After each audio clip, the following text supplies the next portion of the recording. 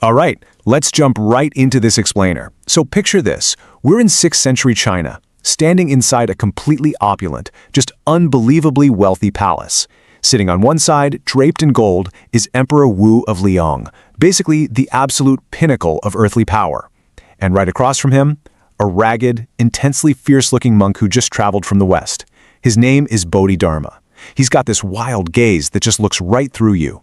This single, highly charged encounter is literally about to change the philosophical landscape of the world forever. You've got to notice the sheer confidence of the emperor here.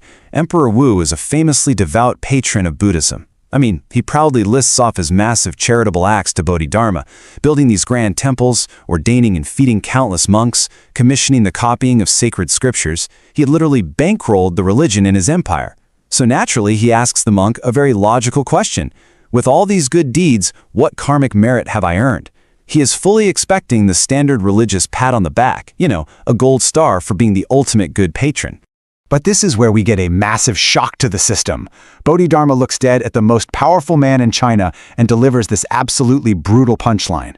He says, "None whatsoever. Vast emptiness. Nothing holy." No way, right?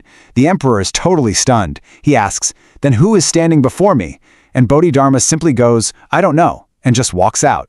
With this total, unapologetic rejection of worldly merit and transactional religion, Chan Buddhism announces its radical, anti-establishment tone to the world. It's like he's saying, you cannot buy awakening, and you certainly can't build a fancy temple to it. So how do we even get to this standoff? Before Bodhidharma could drop that philosophical bomb, Buddhism actually had to make its way to China. Back in the 1st century CE, the Mahayana Buddhist tradition walked out of India and traveled along the famous Silk Road trade routes. It brought all these teachings about the Four Noble Truths, karma, and liberation from suffering.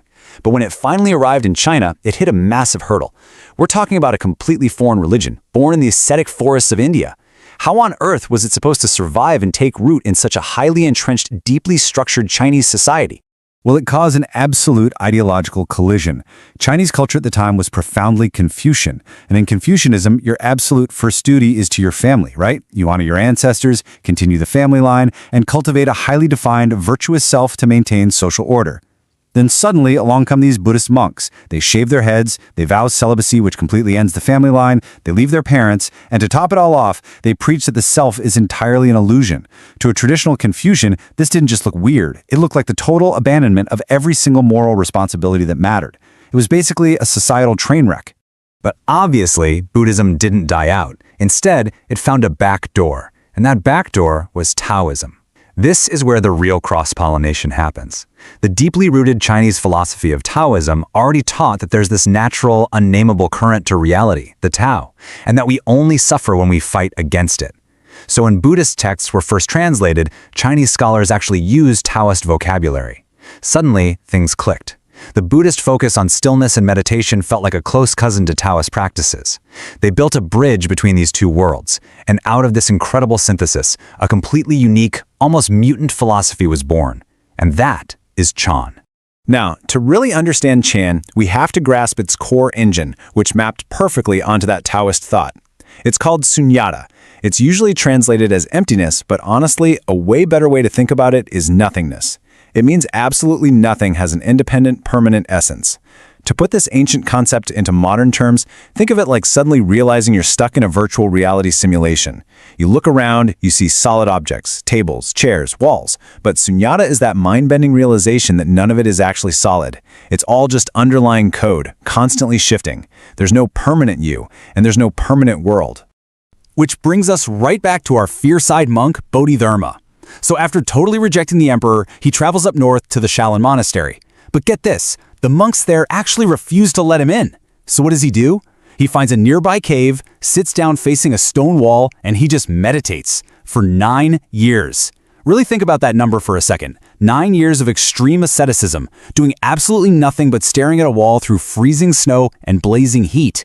He wasn't in there reading scriptures or debating high philosophy. He was directly, relentlessly confronting the nature of his own mind. So how does this intense, honestly kind of terrifying history live on today? Well, legends claim that during those 9 years of wall gazing, Bodhidharma sat so perfectly still that his arms and legs completely atrophied and literally fell off. Seriously, if you've ever seen those round, red, armless and legless Daruma dolls that are absolutely everywhere in modern Japan, the ones with those fierce, wide-open eyes, yeah, that's Bodhidharma. Daruma is actually just the Japanese pronunciation of Dharma. So you have this millennia-old symbol of unyielding, relentless determination just staring right back at you from a modern gift shop. Okay, so while Bodhidharma was busy staring at that cave wall, a desperate young monk named Huike stood outside in the freezing snow, practically begging for teachings.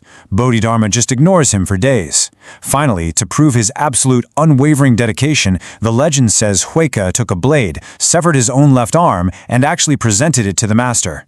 Talk about extreme, right? Bodhidharma finally turns around and accepts him. Huike cries out, "My mind is in turmoil, please pacify it," and Bodhidharma hits him with this impossible demand. He says, "Show me your mind, bring it out to me, and I will pacify it." So Huike just sits with this totally impossible task. He looks inward, desperately searching for this anxious, tormented thing he calls a mind. Finally, he looks up and replies, "I have searched and cannot find it." And Bodhidharma instantly says, "There, I have pacified it." This impossible exchange right here, it captures the absolute core of Chan. It's this direct transmission of awakening from mind to mind. Notice what completely didn't happen here. There was no long lecture, no reading of ancient sutras, no intellectual debate at all. The exchange completely bypasses the intellect. You cannot think your way to awakening. You can only wake up to the emptiness that's already there. Now, because Chan relies so heavily on bypassing logic, it needed specialized tools to do it, and the primary tool became the koan. Think of a koan as a story, a dialogue, or a question specifically used to provoke what they called the great doubt. You see, the thinking mind is this highly efficient machine for organizing the illusion of reality. Koans are basically designed to throw a massive wrench into those gears. They are literal anti-logic tools, specifically crafted because practitioners absolutely cannot analyze or reason their way into that state of sunyata. You probably already know the most famous one. What is the sound of one hand clapping? Building on our earlier VR analogy, if your brain is a computer processor, a koan is a piece of malicious code designed to deliberately stall it out. It's kind of like successfully breaking a modern social media algorithm. You feed it inputs it cannot possibly categorize until the whole system just gives up and stops feeding you that same repetitive loop. When your logical mind finally exhausts itself trying to solve an unsolvable problem, it just collapses. And in that silent space left behind, sudden awakening can actually happen. This insanely radical approach led to some of the most shocking teachings in religious history. Take this quote from the record of Linji, who was one of the greatest Chan masters. He said, "If you meet a Buddha, kill the Buddha." He also said to kill your patriarchs and your parents. Now, he didn't mean literal murder, of course. This was what they called Dharma combat. What he really meant was that if you turn the Buddha into an idol, a concept, or some external savior, you have missed the point entirely.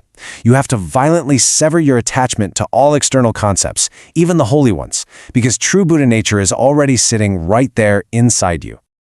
So how on earth did we get from monks severing their own arms in the freezing snow and threatening to kill the Buddha to, well, this, the modern multi-billion-dollar mindfulness industry? Think about this massive shift. We've got app subscriptions, high-end corporate wellness seminars, luxury silent retreats. It's a huge global market now. We've literally taken a philosophy that was born in dirt, extreme austerity, and radical ego destruction, and we've repackaged the whole shebang as a productivity hack, basically so tech executives can lower their blood pressure before the next big board meeting. Which brings us to the ultimate irony here. The modern mindfulness movement is, at its absolute core, Chan Buddhism. The techniques of focusing on your breath, observing your thoughts without attachment, grounding yourself in the present moment, all of that comes directly from this exact lineage. But you can see how the sharp edges have been completely smoothed off over time. The original goal has totally shifted from annihilating the illusion of the self to simply making that self a little more comfortable and efficient in the modern corporate world. All right, let's wrap this up with a rapid-fire 30-second recap of everything we just covered in this explainer. Buddhism travels out of India, hits the Silk Road, and lands right in China. There, it violently collides with Confucian family duty, but beautifully merges with Taoist emptiness. This fusion births Chan, spearheaded by our guide Bodhidharma, staring at a wall for 9 straight years. Chan uses intense anti-logic tools like koans to break the thinking mind, leading to sudden awakening. Fast forward 1,000 years, and this radical, ascetic tradition has mutated into the sanitized digital apps sitting on our smartphones right now. But the story of Chan definitely doesn't end in China, and it certainly doesn't end with a meditation app. In our next explainer, we're going to track this mutant philosophy as it crosses the sea. Chan becomes Zen, and when it hits the shores of Japan, it undergoes yet another massive transformation, deeply shaping the fierce warrior culture of the samurai, the lethal code of Bushido, and the beautifully imperfect aesthetic of Wabi-Sabi. Trust me, you will not want to miss how a religion of peace became the ultimate psychological tool for swordsmen. But before we go, I want to leave you with one final provocative thought derived directly from Chan's original radical intent. Think about your own daily routines, your stress reduction hacks, your highly scheduled busy life. If Bodhidharma were standing in front of you right now, staring right through you with those wide eyes, he wouldn't care one bit how productive you are. He would ask you, are you actually awake? Or have you just perfectly optimized yourself for a sleeping world? Think on that for a bit. Thanks so much for joining me on this explainer, and I'll see you next time.